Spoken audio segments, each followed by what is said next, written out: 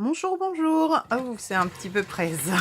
Voilà, aujourd'hui, je viens vous faire une vidéo avec 4 livres. Je vous présente 4 livres qui sont plutôt des histoires policières. Alors, je vais vous présenter le dernier de Joël Dicker, La disparition de Stephanie Mailer. Donc, un livre tout à fait récent. L'appel du coucou de Robert Galbraith, c'est un livre vraiment pas récent du tout. Sherlock, Lupin et moi, un livre récent qui date de Noël, je crois, plutôt très jeunesse. Et Guillaume Musso, Un appartement à Paris. Donc c'est un poche qui vient de sortir, mais voilà, comme c'est en poche, il est pas récent puisqu'il est sorti en grand format avant. Voilà, donc je vais commencer par le Joël Dicker, La disparition de Stephanie Mailer. Donc, Joël Dicker, c'est celui qui a écrit le grand livre ou le grand livre des Baltimore, l'histoire des Baltimore, quelque chose comme ça, je sais plus le livre exact, le titre exact, et puis l'affaire Harry Kéber. Voilà, donc 2 livres que j'avais vraiment beaucoup aimés. J'ai aussi Le dernier jour de nos pères à lire. Il faut que je le lise, mais apparemment c'est pas du tout le même style. Voilà, il faut que je le lise. Alors, la disparition de Stephanie Mailer, j'ai vraiment hésité à l'acheter parce que déjà, je ne l'ai pas acheté d'occasion, je l'ai acheté neuf à ma librairie, donc à Phalsbourg. Je travaille une journée par mois à Phalsbourg et j'aime bien. J'ai vraiment beaucoup accroché, donc avec la libraire et son mari. Je sais plus comment enfin, je ne sais pas comment il s'appelle, mais la librairie, c'est l'Île aux Papillons, donc à Phalsbourg, hein, qui est pas très loin de l'Alsace, pas très loin de Saverne, Sarrebourg, par là. Et vraiment, si vous êtes dans le coin, n'hésitez pas à aller.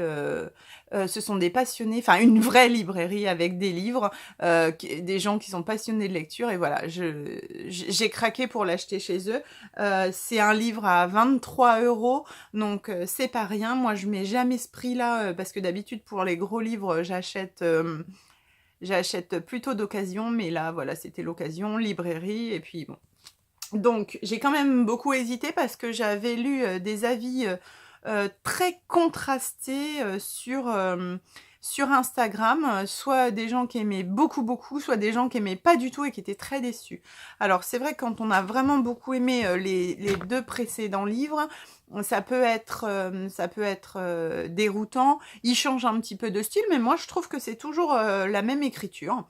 Bon, sans tergiverser, moi, j'ai beaucoup aimé. Alors, donc, j'ai pas dit les éditions de Fallois, Paris. Voilà.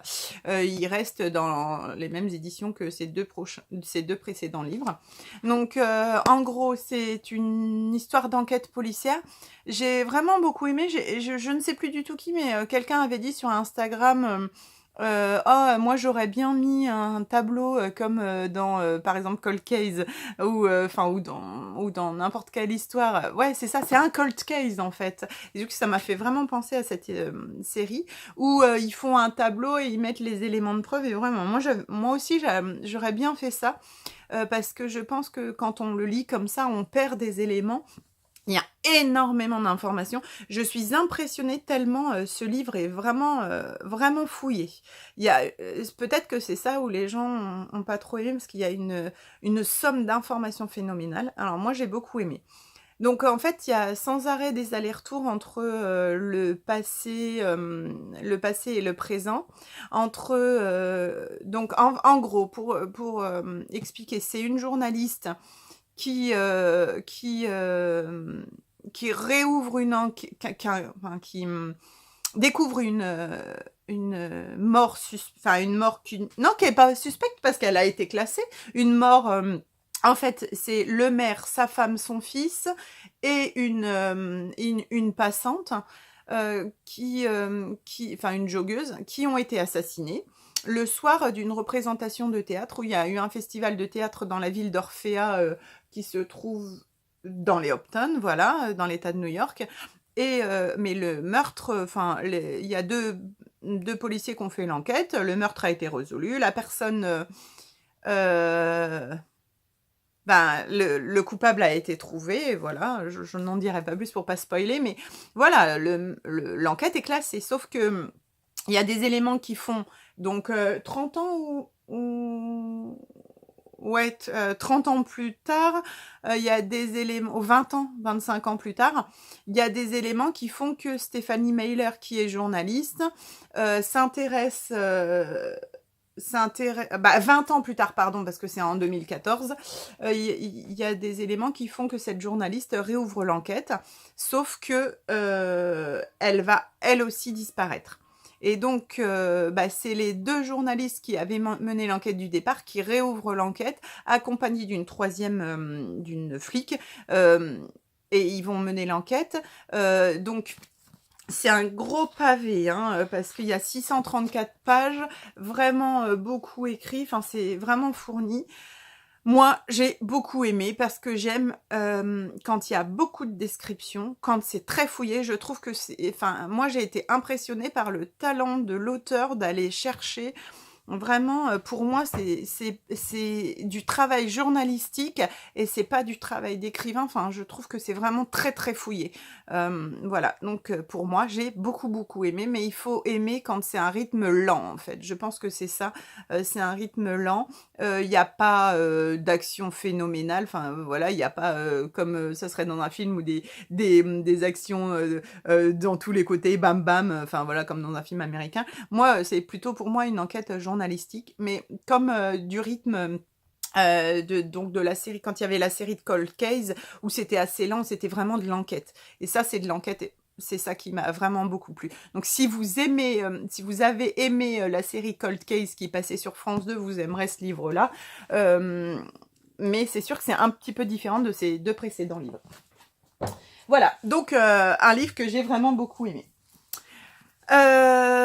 Je vous présente L'appel du coucou de Robert Galbraith. Alors, je ne sais pas comment le dire, mais on va le dire comme ça. Alors, ce qu'il faut savoir, c'est que c'est le pseudo de J.K. Rowling quand elle l'a écrit. Donc, je crois qu'elle l'a écrit avant Harry Potter, il me semble, je ne sais plus. Non, août 2014. Mais où elle n'a pas pris le même nom, en tout cas, mais c'est elle qui l'a écrit. C'est un livre, donc ça c'est une édition Françoisir, mais moi je l'ai acheté 2 ou 3 euros, 3 euros dans une Cash Converters, donc voilà. Mais c'est l'édition France Loisirs. Il est très bien parce qu'il est souple, donc très pratique à lire. Contrairement, c'est vrai que quand on regarde la différence entre celui-là, quand on lit dans le livre, celui-là est vraiment très lourd. C'est pas très pratique à lire, alors que là, moi qui lui lis beaucoup dans mon lit, je trouve que celui-là, il est très pratique. Voilà, donc qu'est-ce que je cherchais à vous dire? Je ne sais plus. Donc voilà, édition Françoisir. Donc, c'est une enquête policière. Donc l'histoire, c'est Lula ou Lula, je sais pas, Lula Landry, qui est mannequin, qui est retrouvée morte. En fait, elle est tombée elle habite à un immeuble pour stars, et elle est tombée du, je sais plus, 3e étage au 4e étage peut-être, et elle est retrouvée morte sur le trottoir. L'affaire est classée, on dit que c'est un suicide. Et au final, il y a donc John Bristow, qui est le frère de la victime, qui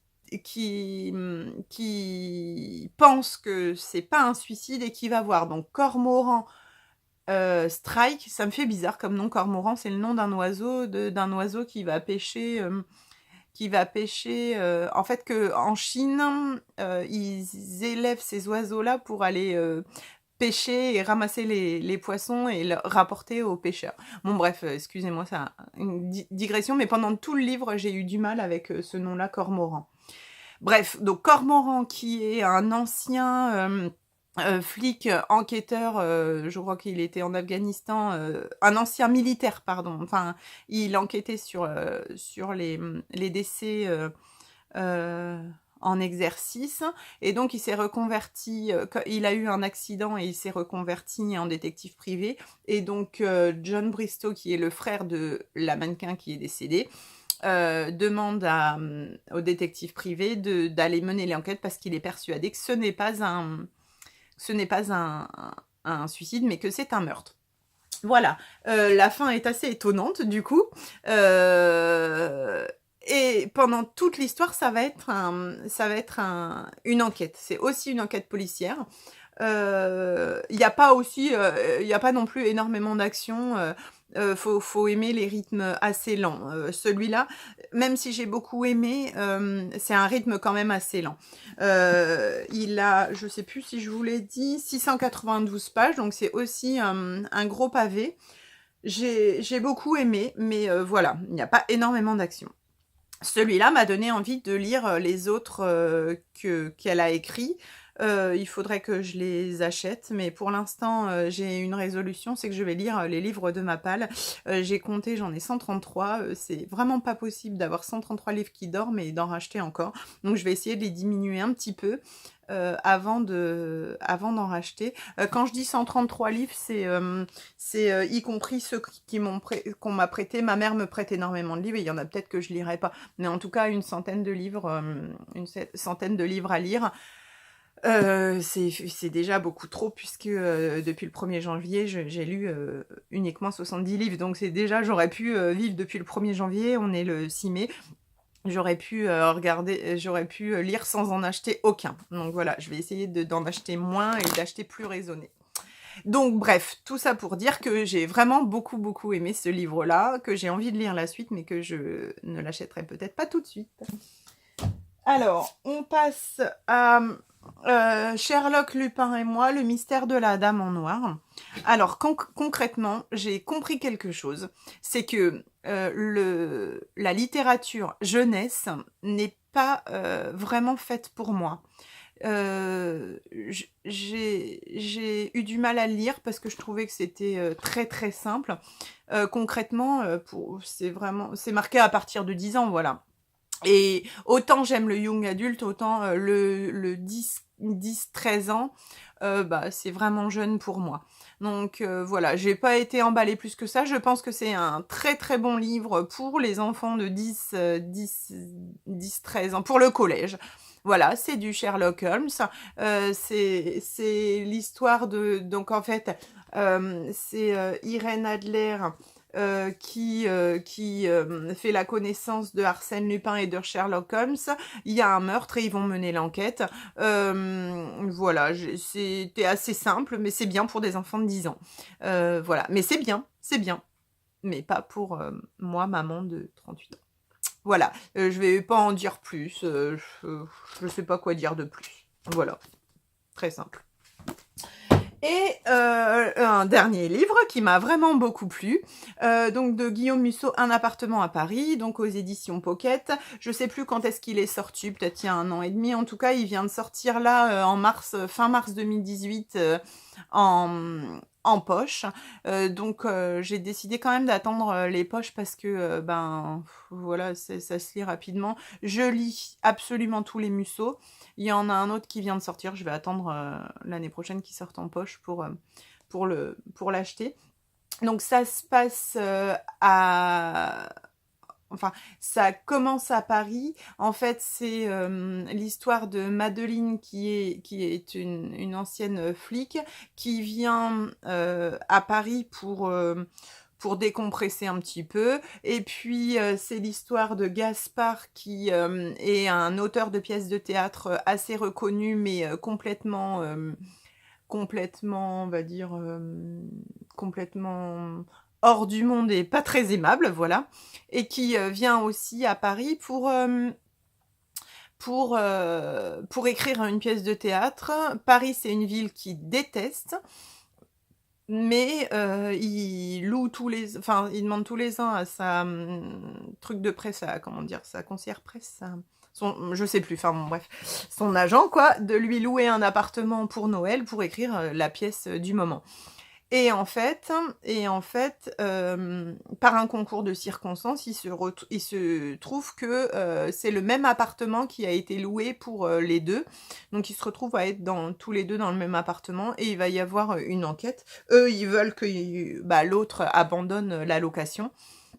Finalement, ils vont mener une enquête parce que ça se retrouve être l'appartement de l'ancien propriétaire qui est un artiste graphiste, enfin qui a fait du graffiti et qui a été artiste très reconnu et qui est mort, mais il a lancé, on va dire, il a lancé une interrogation sur la mort de son fils. Et il y a un mystère qui plane. Et finalement, Gaspard et Madeleine sont tellement curieux, enfin ont envie de connaître l'histoire, qu'ils vont creuser un petit peu de ce côté-là. Voilà, c'est un livre qui est très très bon. Je dirais que c'est pas celui qui m'a le plus plu. De toute façon, je le dis toujours, celui que j'ai préféré de Guillaume Musso, c'est La fille de papier. Mais voilà, il est très bien, il se lit bien, il se lit vite. C'était intéressant. Moi, quand c'est marqué en thriller, pour moi, c'est plutôt une enquête policière. Enfin, voilà, mais il est bien, intéressant, sympathique, parfait pour emmener l'été, je pense. Enfin, ça reste du Musso, quoi. Facile à lire. Voilà, donc quatre livres enquête, enfin 4 policiers qui m'ont vraiment beaucoup plu. Ça m'a donné envie de m'y remettre et j'ai ressorti de ma palle des livres policiers. Vous verrez plus tard le temps que je vous les présente, mais ça m'a donné envie de m'y remettre et d'abandonner, enfin de laisser de côté un petit peu les histoires d'amour ou les romans historiques.